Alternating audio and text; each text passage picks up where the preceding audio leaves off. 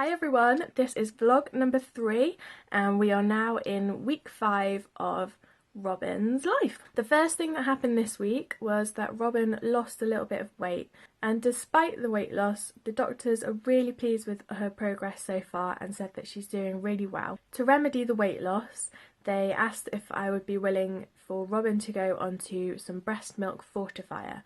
Now this is where they use my breast milk but add fortifiers to it, which is a little powder.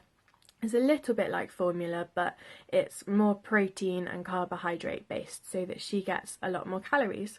In turn, that will help her to put weight on. She made some progress with her breathing equipment this week and went on to the next stage, so that meant that she didn't have a hat on anymore. So just to show you what the hat was like, this is the hat. And I'll show you how small it is next to my hand. And then this bit of Velcro on the top held these tubes in place on there, like that. And then the air and oxygen tubes fit into those two. And then on the other end, that bit slots into the mask that was on her face. So that's like an oxygen mask that you get in an ambulance, and it's very, very small. So that slots on the end of that like that. And then these straps stick to the hat to keep the mask in place on her face. So it ends up like that. Now with the mask, I said that they alternated between the mask and prongs. So this is the prongs, and those two go directly into her nose so that the flow of air goes in and keeps her lungs open. And then I've also got here a little blood pressure cuff that they tested her blood pressure with once a shift, so that's twice a day. So this is the blood pressure cuff, and it works just like a normal blood pressure cuff that you and I would have our blood pressure taken with at the doctor's. But if I show you, it's a heck of a lot smaller than the ones that we use. So if I wrap it up like how it would be, that's the biggest it goes, and that just fits around my finger. And it's cute because it's got a little kitten on it. Yay, kitten! So that's that with the CPAP. She moved on to the next stage of the CPAP, which is called high flow. And that just involves 2 bits being stuck on her face there and 2 prongs going inside her nostrils. So we can see her head, we can see her face. It's really lovely to be able to see her face. The day after that happened, she had a blood gas taken, and that's where they take a little bit of blood via a heel prick test. And they test the blood to see how much oxygen is in it and how much CO2 is in it, to see how effective her breathing is. And her blood gas was a little bit low that day, so they said that she might need a blood transfusion. I didn't really want that to happen if possible, because it would involve putting a cannula back in her arm just after she'd had them out, and I just didn't want to see her in pain. So she was borderline for that, but she was doing okay, so they decided not to yet. They said if she deteriorated further, then they would have to do a blood transfusion. She put on 23 grams, which was really, really good after she'd lost 30. So she was then 1,013 grams. So she'd gone back above a kilo. So that was really, really, really great. So it's great that she's on the next stage of CPAP, but because she's such a wriggly baby, the prongs keep popping out of her nose. And then because the oxygen's not going in, she has a desaturation. So it's not great, but it's the only thing that they can use. There's nothing else to really keep it in place. She's just really, really, really wriggly. So I've been starting to stay a bit longer during the day because I'm getting used to doing her cares, changing her nappies, being there for feeds. She's still being fed through a tube, but I'm still providing the milk for that. So it's really nice to be able to get involved in all of that, and also kangaroo care. Towards the end of the week, she was weighed. Now, she gets weighed every 3 days, and they did it inside the incubator.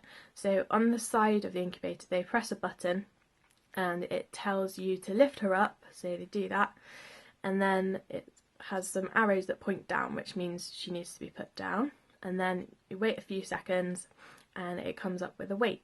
Now that includes the weight of her, the weight of her nappy, the weight of her snug that she's lying in, and everything else that's in there. So they then have to go and deduct all the extras and work out what her weight actually is. So for that weight check, it worked out that she'd put 200 grams on, which is quite a lot. They do say that the babies can put on 90 grams a day, but she had only ever put 99 on in 3 days before, so it was quite a lot for her, even though she was on the breast milk fortifier. So they decided that they'd have to sort of recheck that because the scales in the incubator aren't always accurate. And the next day they weighed her on the freestanding scales, and from that weight check it said that she'd actually put on 159 grams, which is still quite a lot, but it's more in the region of what they were expecting. So now she is 1,172 grams, which is 2 pounds and 9 ounces. So she's put on 1 pound and an ounce since she was born. So I said I'd tell you a little bit about what being a NICU parent is like. So I think the easiest way for me to do that is to show you what's in my bag that I take every day with me to the hospital. So normally I take a bottle of water because it is really warm in there, and that's so that when the babies come out of their incubators for cuddles, they don't get too cold. Also during cuddles, so that they don't get too cold, and especially because Robin's incubator is right underneath an air conditioning vent, so I take a blanket with me. When we go up there, I take up the bottles with my milk in, and then when I'm up there I restock on empty bottles. This is a bottle that my milk goes into. This one is a 50ml bottle, so when it's full it's got 50 ml in it. They screw onto the end of the pumping kit, so that's quite handy because you just use 2 at a time.